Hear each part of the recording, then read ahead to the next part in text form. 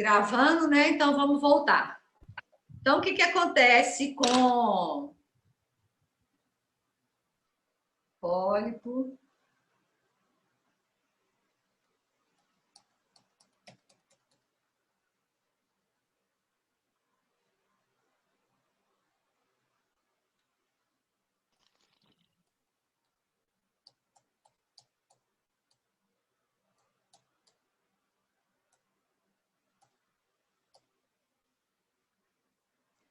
Então, olha lá.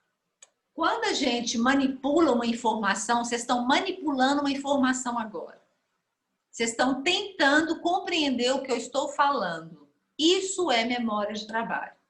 Então, compreender a linguagem, quando você lê uma questão que você está aprendendo, operações matemáticas, você vai fazer uma conta matemática. Qual é a memória de trabalho? Qual a memória que você precisa usar ali naquele momento? Uma memória de trabalho, tá? Então, memória de trabalho é aquela que te possibilita executar determinada tarefa num intervalo de tempo. Por isso que ela chama curto tempo. Você vai fazer um raciocínio. Você está ali, você tem, né? O Hipólito brincou das dívidas, né? Aí você pergunta, gente, eu vou pagar o telefone, ou eu pago com sócio, ou meu dinheiro vai dar para pagar o quê? E você para pensar, fazer uma escolha, uma tomada de decisão do que é mais importante naquele momento daquela conta. Alguém que é empresário, por exemplo, vivencia isso muito, né? Isso é memória de trabalho. Você está lendo um livro, memória de trabalho, fazendo uma conta matemática, memória de trabalho, tá? Você está aprendendo a dirigir, memória de trabalho. Você está aprendendo uma coisa nova que você nunca fez, memória de trabalho, tá? E a memória de trabalho está presente em várias tarefas. Então, você está guardando o número de telefone, resolução matemática de cálculos matemáticos, seguindo direções e instruções, você está olhando um mapa. Você precisa de uma atenção X para que você possa entender aquele mapa, né? Um nível de memória para isso. Leitura de um texto. No momento em que a informação chega à mente, cabe à memória de trabalho manter durante segundos ou minutos para que você possa processá-la. Tá? Aí vocês podem me perguntar assim, qual a diferença então com a atenção? A atenção é o foco, é o focar para determinada coisa. É a capacidade que eu tenho de focar naquele texto. Isso é atenção. Mas eu estou lendo um texto, eu estou tentando compreender esse texto, eu estou fazendo raciocínios em relação a esse texto. Isso já é memória de curto prazo. Aí você guardou. Se é tão bom que você leu uma vez, concentrado, atento, fazendo associações, pronto, você guardou. Isso virou o quê? Memória de longo prazo. Tá? Então, aí está, olha. A gente tem neurociências, né, para educação. Então, eu tenho a memória de trabalho. Ela tem uma capacidade temporária de segurar e manipular informações mentais das tarefas realizadas no cotidiano. Então, o que quer dizer isso? Eu tenho uma capacidade temporária de manipulação da informação do dia a dia, tá?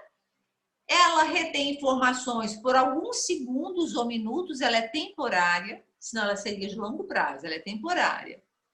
Ela pode conter apenas 5 ou 7 itens de cada vez, a sua capacidade é pequena, é diferente da memória de longo prazo.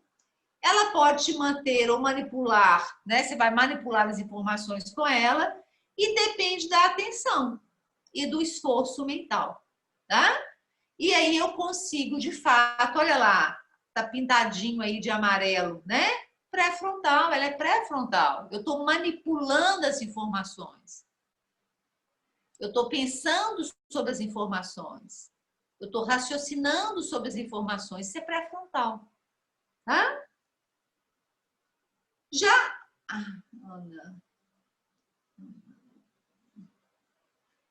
Então, o que eu tenho?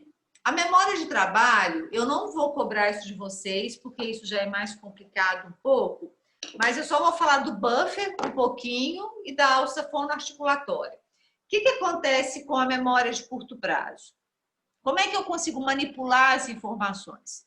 Eu dependo do executivo central, por isso que ela é pré-frontal, é uma função executiva.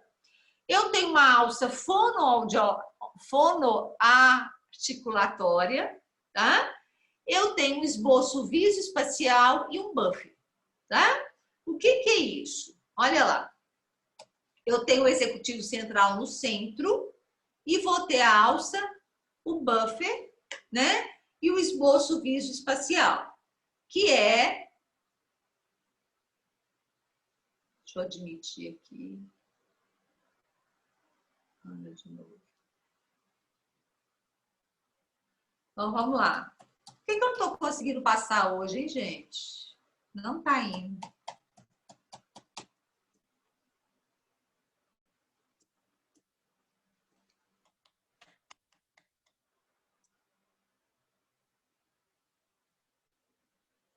Então, vamos lá.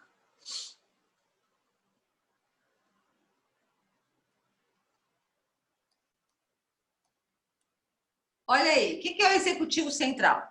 É a função exercida predominantemente pelo lobo frontal. Atenção seletiva, eu tenho que selecionar o que eu vou prestar atenção, né? Flexibilidade mental, coordenar múltiplas atividades cognitivas simultaneamente, a gente tem que ter flexibilidade, tá? Não adianta você ter atenção, mas você não ser flexível. Ajuda a selecionar e executar planos e estratégias, capacidade de evocar informações armazenadas de longo prazo. Então, o executivo central, a gente vai ver que ele tem muito a ver, né? A gente vai ver semana que vem, hoje não vai dar tempo, as funções executivas, porque é ele que é o executivo central. Ele vai focar, vai ter essa flexibilidade, vai selecionar e definir os planos, as estratégias, para você, de fato, trabalhar com aquela informação, tá? Então, resumidamente, o executivo central faz a interação entre a informação que está sendo processada e a que está na memória de longo prazo. Vai controlar a alça fonoarticulatória e o visoespacial. O que é a alça fonológica, gente? É tudo que eu ouço, tá? Então, é a quantidade de sons que eu estou ouvindo nesse momento que eu vou manipular. Vocês estão me ouvindo? Vocês estão ouvindo a casa de vocês? O executivo central fala, oi, presta atenção na Gisele. Então, a alça fonológica é aquilo que você ouve enquanto você está trabalhando, tá? Então, quando precisamos manter uma sequência de números, repetimos para nós mesmos essa informação. Eu não sei se vocês fazem isso, mas antigamente, que a gente tinha catálogo, como eu falei com vocês, você ia lá, catálogo, falava assim, 3221 1780. Aí você fica 3221 1780, 3221 17, até chegar perto do telefone. Aí você pega o telefone e liga, né? Isso é uma reverberação verbal. Isso é um som que você está trabalhando com ele, tá? Esse componente contribui significativamente para os processos linguísticos. Extremamente importante para uma criança aprender novas palavras, decodificar sons, decodificar palavras. Isso é alça fonológica. Então, se eu estou trabalhando determinada informação, eu preciso, né? E uma das principais entradas é o som, é a alça fonológica, tá? É o armazenamento temporário de uma sequência acústica. Eu estou falando com vocês. Isso está ao longo do tempo. Isso é uma informação acústica. Isso é alça fonológica. Já o outro é a visão visoespacial, né? Armazena as informações visuais e até as sinestésicas que estão em movimento. Guarda por segundo as informações visuais e espaciais que não podem ser expressas verbalmente, como tamanho, cor, distância. Você está assistindo futebol. Quem gosta de futebol aí, né? Você está escutando os sons daquele futebol. Um grito, um xingo, o técnico xinga, a torcida grita, isso é alça fonológica. Você está vendo o jogo. O jogo tem movimento, corre a bola, a cor da roupa, a cor da torcida, a cor do campo. Isso é o esboço visoespacial. Isso é memória de trabalho. Você está vendo um jogo. Você está prestando atenção naquele jogo. Você está retendo as informações durante o jogo. Se for uma coisa impactante, que seu time ganhou, é o fim do campeonato, virou campeão nacional brasileiro, do Brasileirão, pronto, você guardou. Memória de longo prazo. Porque foi uma questão legal, você ficou emocionado, foi bom ir no Mineirão, o seu time ganhou e pronto, isso virou uma memória de longo prazo. Não precisou nem se assistir o jogo na TV de novo, você estava lá, você escutou os sons e você viu toda a situação. Isso é memória de trabalho. Enquanto o jogo está acontecendo, isso é memória de trabalho. Se for um jogo péssimo, que você não estava nem aí, você nem liga para o futebol, você foi acompanhando alguém, você vai nem lembrar disso mais. Não faz diferença nenhuma. Mas se é seu time de coração, se ganhou, se teve um trem legal, você vai guardar isso em memória de longo prazo, tá? Algumas pesquisas demonstram que esse componente pode estar envolvido na leitura diária. Você vai ler. Quando você está lendo, isso é visoespacial. Você está vendo, você está lendo, né? E aí essa coisa de você mover os olhos de um lado para o outro, começa lá, vem para cá, começa lá, vem para cá. Você está recebendo as informações visuais. Isso faz parte da memória de trabalho. E já o buffer, gente, é o episódio. O seu time ganhou. Você estava lá no Mineirão. Isso é um episódio, é como se fosse um filme. O que o buffer faz? Ele integra o que você ouviu com o que você viu. E faz um filmezinho na sua cabeça. O filme tem som e o filme tem imagem. Então, o buffer é responsável pela integração das informações fonológicas, visoespaciais, que adentram a mente. Seja as informações provenientes do meio externo ou da própria memória de longo prazo. Estou falando grego? Hã? Não?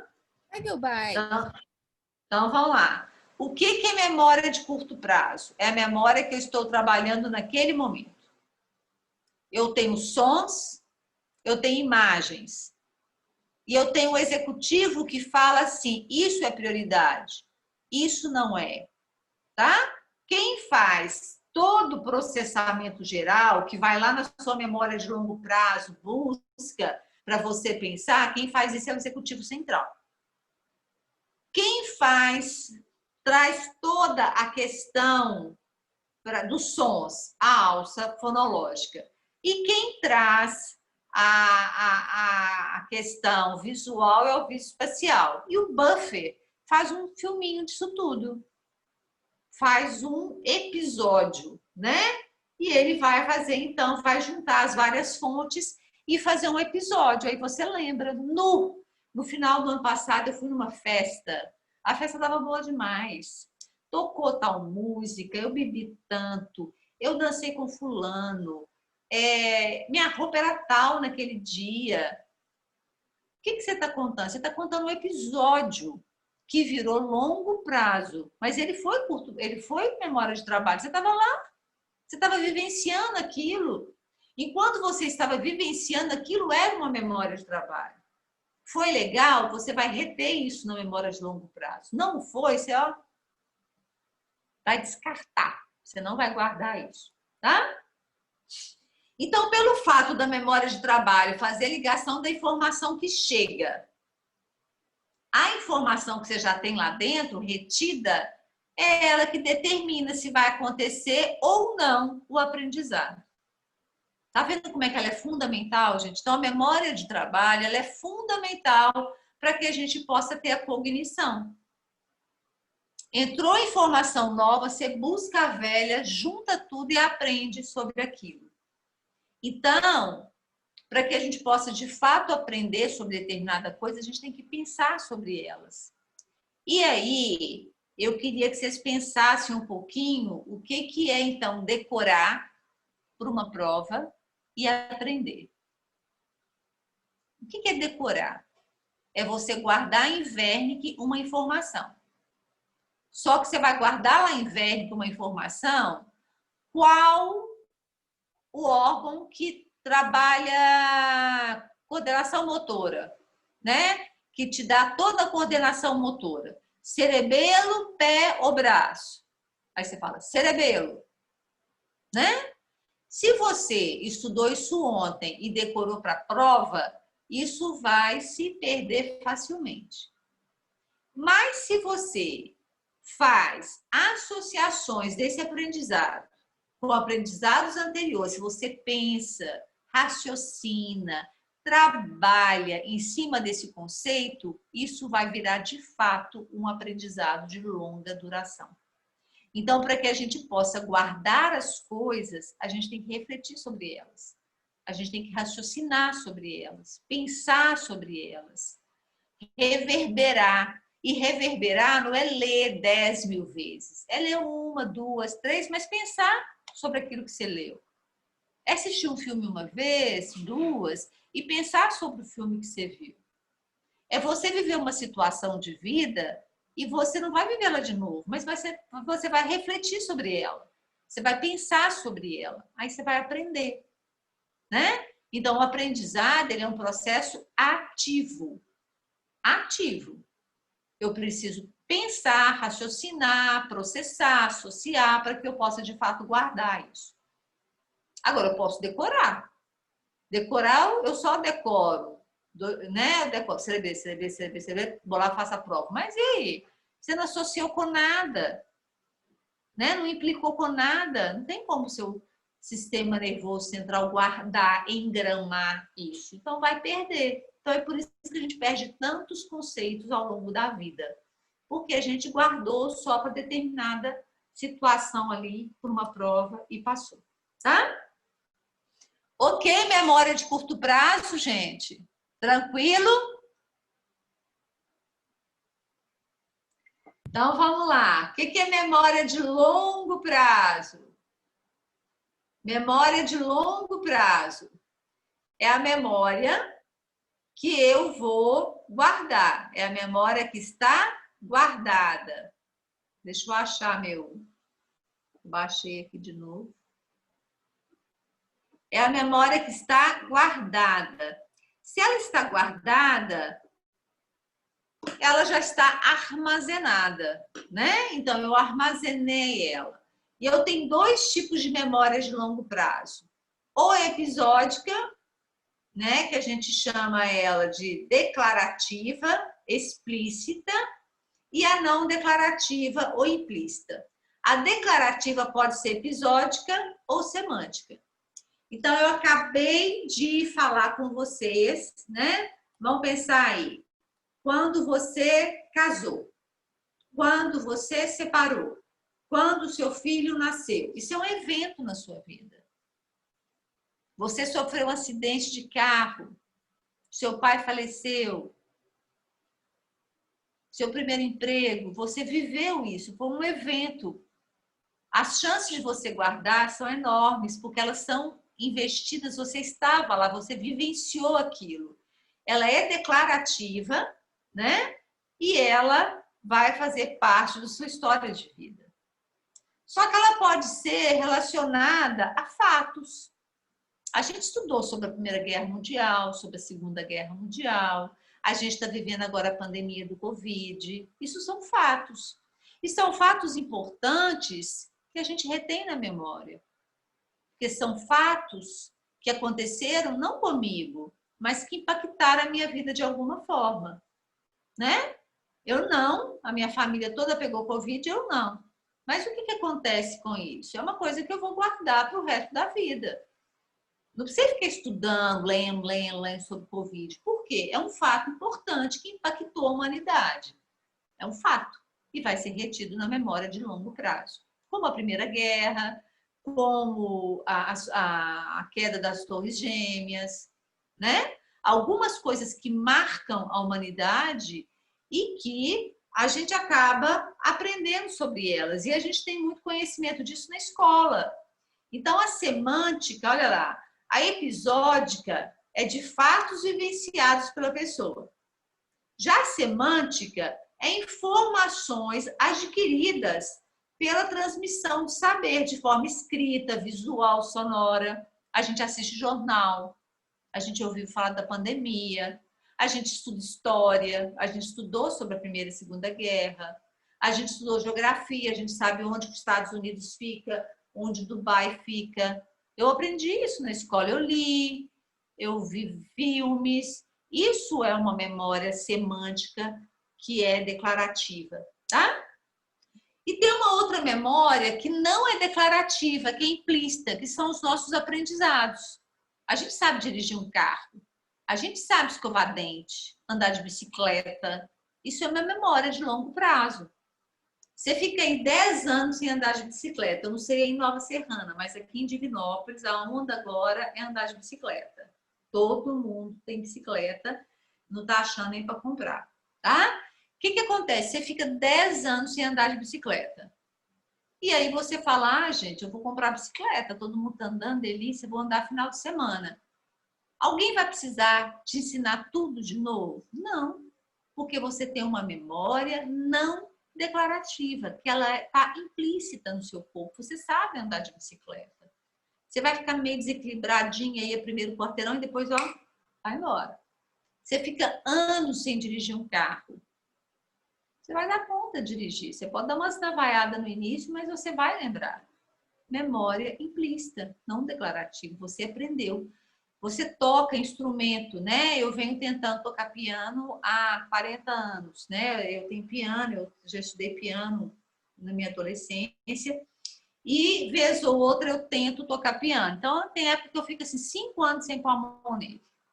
Aí eu sento, dou umas navaiadas no início, mas vai. Depois vai. O que é isso? Da onde que vem isso? Eu fiquei 5 anos sem tocar.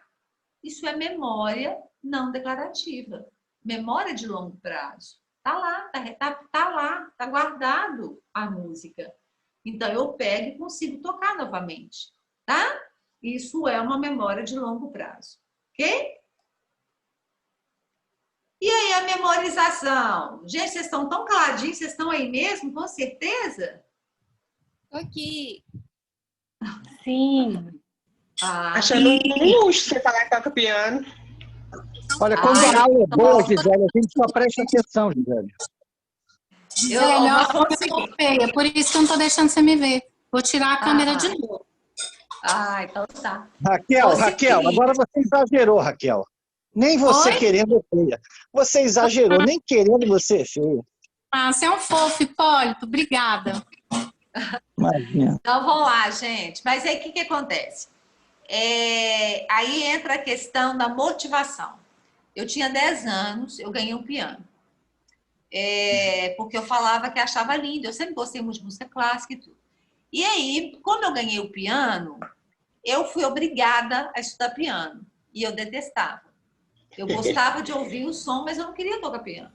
E eu fiz 5 anos de aula de piano direto. Então, não era uma coisa que me dava muito prazer. Eu aprendi, sei ler partitura e tudo, mas não era uma coisa que tinha motivação. E aí acontece que o aprendizado ficou muito ruim, porque aquilo que você não está motivado, você não aprende tão bem. Eu aprendi, mas, né? E aí eu fui embora para Belo Horizonte, morei em Belo Horizonte muitos anos, fiquei 20 anos sem tocar piano.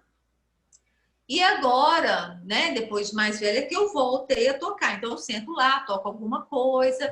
Então, isso é memória de longo prazo, né? Mas eu tenho certeza que se eu tivesse motivação à época, trocasse muito, e eu ia ser uma pianista. Mas não sou, né? Eu só arranho algumas coisas, né? E depende, mas tá lá. É uma memória de longo prazo, tá? Enquanto você está tirando uma música nova, que você está lendo a partitura, isso é memória de trabalho. Você está tentando entender aquela partitura. Isso é memória de trabalho. Você aprendeu, isso é memória de longo prazo. E uma coisa legal que vocês têm que pensar, porque quem toca música, toca algum instrumento, Muitas vezes você não consegue ler a partitura mais, mas seus dedos vão. É fantástico. Assim, a memória motora, essa memória procedimental é uma memória muito motora. Então, você lembra direitinho a posição da mão, onde está a nota, mesmo que você não consiga ler a partitura. Então, tem isso muito, né? Escovar o dente, dirigir, andar de bicicleta, tocar um instrumento. Isso é memória de longo prazo não declarativa. A declarativa é tudo que você viveu e tudo que você aprendeu na vida. Tá? Isso é aquilo que está lá em Wernicke, bem registrado. Ok?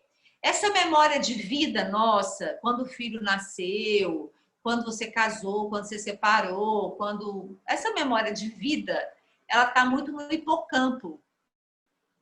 Porque ela tem a ver com emoção. Então, ela está dentro do sistema límbico. Essa emoção que a gente vive, que você guarda, isso é mais hipocampo. Agora, essa memória mais semântica, onde que fica Paris, onde fica Estados Unidos, a Primeira Guerra, a Segunda Guerra, matemática, essa coisa que a gente aprende na escola, já é uma memória mais de conhecimento. Aí é mais uma posição mais Wernicke ali, mais parieto-occipital-temporal. Ok? Como é que eu memorizo? Primeiro eu tenho que associar. Eu vou associar ideias, imagens, entre novas e antigas. A forma mais fácil de você guardar as coisas é associá-las. É pensar em associações. Tá? Estruturação e organização depende de processos mentais, né?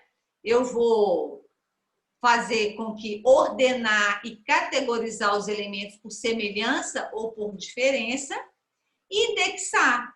Então, quem está trabalhando numa biblioteca, por exemplo, o que acontece numa biblioteca? A pessoa chega, ela vai categorizar o livro e vai organizá-lo numa prateleira X ou Y. Não é assim? A pessoa não faz isso? Ela não vai... Imagina, você vai, chega na biblioteca da faculdade e fala assim, eu quero um livro tal. Aí a pessoa vira e fala assim, tá na tal prateleira, terceira prateleira, tal lugar. Porque ela indexou. Ela fez um index, ela fez um índice para onde estaria aquele livro, aquela referência. A mesma coisa acontece conosco, gente. A gente tem indexações. Então, a gente tem que ajudar o nosso córtex a guardar. Então, a gente faz indexações. E antigamente era engraçado que a mamãe é de São Gonçalo do Pará. E aí o povo, aí Nova Serrana também tem, de Nova tem muito, fala assim, é o Outono da Luísa, que é da Regina de Oliveira, né? As pessoas não falam isso? Ela na Rua Goiás, onde tem as Casas Bahia. Lá na 1ª de Junho, onde tem aquela sorveteria. Isso é indexar. Isso é você dar uma referência. Você está associando, mas você está colocando um índice para ficar mais fácil de você lembrar. Então, o nosso córtex, ele faz isso o tempo todo. Senão, como é que ele vai guardar as memórias? Ele tem que categorizá-las, catalogá-las, indexá-las, para ficar mais fácil na hora que você vai buscar informação. Por exemplo, uma criança andou de velocípede quando ela era criança. Andou. Ela vai aprender a andar de bicicleta. Vocês acham que o tanto que o nosso córtex é econômico, vocês acham que ele vai buscar outro caminho sináptico para aprender a andar de bicicleta? Não, ele vai lá pegar o caminho do velocípede. A criança já não andou de velocípede, não aprendeu direção, né? Então, vão pegar o mesmo caminho. A mesma coisa quando a pessoa vai aprender a andar de moto ou de carro. Então, existem caminhos indexados, guardados, para que a gente possa aprender. Então, o Breno, semana passada, falou, a Flávia já falou disso. Vocês acham que quando eu vou falar de novo de sensação, percepção, cognição, memória, o córtex vai fazer um caminho completamente diferente? Não, ele vai lá, está indexado já. Alguma coisinha já está lá. E ele vai buscar e aprimorar aquela informação. Então, gente, parece uma biblioteca. É catalogado, é indexado para que qualquer momento eu possa buscar essa informação, tá? E é assim que a gente consegue buscar na hora você vai conversar com alguém, na hora que você vai buscar um conhecimento, na hora de uma prova, você vai rememorar, você vai recordar, reconstituir, você vai resgatar aquela informação. Então, é uma fase muito elaborada, muito. Você tem que estar consciente, né? E tem coisas, vocês vão trabalhar na terapia, aí com os pacientes de vocês, tem muita coisa que fica subliminar. Por exemplo, você viu determinada situação, você focou e a memória de trabalho sua ficou muito restrita àquele foco. Só que as laterais, as informações laterais, elas foram, né? Elas entraram de alguma forma. E isso pode virar um conteúdo inconsciente, né? Então, muitas vezes, mesmo coisas muito elaboradas que você teve, você pode esquecer delas. Elas podem ficar só a nível inconsciente, tá? Então, os traços minésicos, né, são procurados ativamente, seja consciente ou inconscientemente, baseado nos critérios de seleção e apoiados em necessidades, circunstâncias e informações externas. Então, olha lá. Necessidade.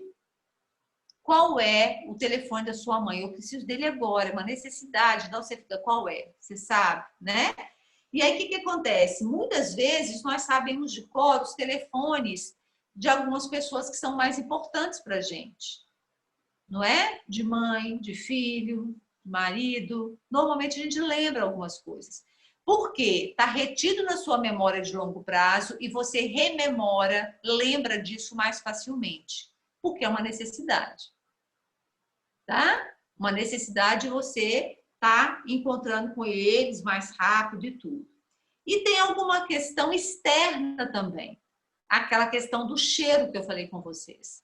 Você está andando na rua, você sente um cheiro.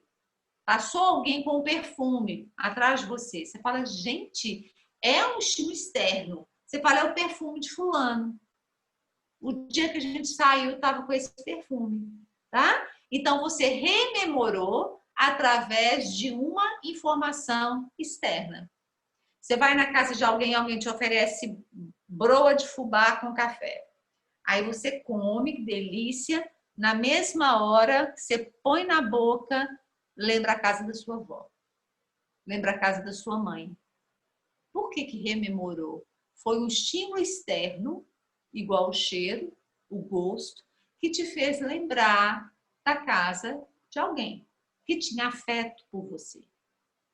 Que era avó, que era mãe, né? Ou alguma coisa interessante. Aí você fala assim, olha, eu já comi essa broinha em algum lugar, onde que foi? E aí você vai tentando lembrar. Então, foi um estímulo externo que deu um start para que você buscasse uma lembrança que estava lá a longo prazo, tá?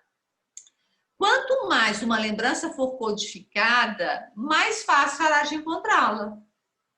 Vocês já imaginaram uma bibliotecária toda bagunçada, que coloca as coisas de qualquer jeito? Aí o aluno chega e fala assim, eu estou precisando de um livro de neurofisiologia. Ela fala, não sei o que eu pus, não. Por quê? Ela não codificou adequadamente. Então, quanto mais a gente organiza, estrutura, reverbera uma memória, mais fácil fica de você buscá-la, tá? A busca da lembrança ocorre de forma semelhante à busca de um livro em uma biblioteca, que se ele foi corretamente lido, analisado, sintetizado com palavras-chave e bem indexado e colocado em endereço certo, é provável que encontremos com facilidade. Por que vocês acham que os artigos científicos pedem palavras-chave? Porque elas são fundamentais para a nossa memória. Quais são as palavras-chave que você vai falar aquela palavra e vai descortinar tudo que você aprendeu sobre aquilo? Tá? Então, o nosso cérebro ele funciona muito com palavras-chave. O que te lembra tal palavra? Aí você vai lembrar de todo o contexto. Um aspecto importante para o resgate da lembrança é... Tem esse daí que eu não estou dando para ver? É o contexto, eu ia falar coisa.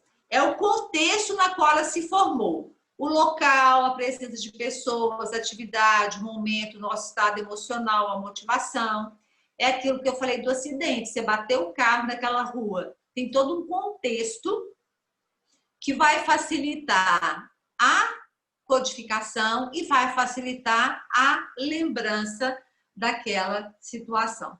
Tá? Então, olha as áreas envolvidas na memória. Não dá nem para falar, né, gente? Essa imagem é para vocês verem o tanto de estruturas que são responsáveis pela nossa memória. São muitas áreas envolvidas, tá? Lembrando que a gente tem as áreas aí, olha, só para vocês darem uma... Nós estamos terminando. Olha, hipocampo, amígdala, lobo temporal, lobo frontal, corpo mamilar. Tá vendo que tem muita estrutura subcortical, principalmente do sistema límbico, envolvido na nossa memória. A gente guarda aquilo que nos emocionou ou nos motivou de alguma forma. Ok? Ô, gente, nós estamos terminando, então. Eu mandei para vocês funções executivas. Oi. Eu acho que segunda próxima não terá aula. Pois é, segunda é dia 12. E depois, dia 19, parece que vocês vão ter atividade interdisciplinar logo na segunda, gente.